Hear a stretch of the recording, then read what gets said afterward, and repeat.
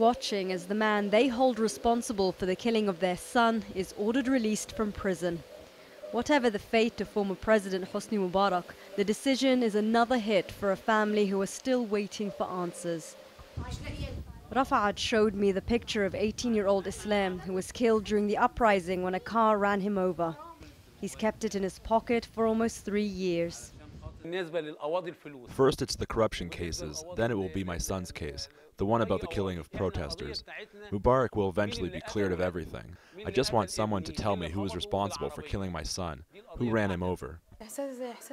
I feel like any mother would in this situation. I lost my son so suddenly. I thought our justice system was fair, but I'd like someone to explain what's fair about it. Hosni Mubarak was ordered released by a court pending investigation into a case to do with claims the former president received gifts from state-run publisher Al-Ahram. His lawyers argued he has to date not formally been convicted of any crime and the period of detention pending judgment has expired. The decision is significant given the current crisis.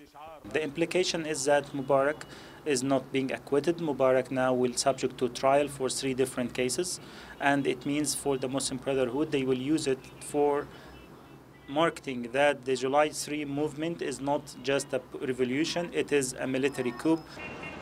On the streets, a feeling of deflation more than anger. If the judge decides to release him, it's his ruling, and we have to accept it. This is the rule of law. I don't agree he should be released. We had a revolution. People died. What was that all for? Anyway, things have gone just back to the way they were before. We have other things on our minds, the violence and so on. The man is gone anyway. It won't make a difference, so I don't feel anything.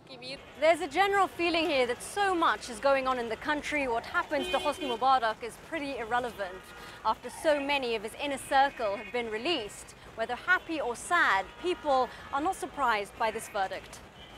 Mubarak will be back in court on the 25th of August for his retrial on charges relating to the killing of protesters during the 2011 uprising.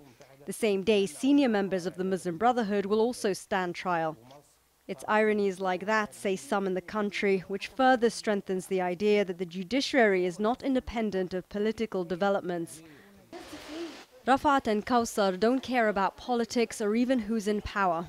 They want justice for their son. Every corner of their home a reminder of why their lives will never be the same again. Sherine, Tadros, Al Jazeera, Cairo.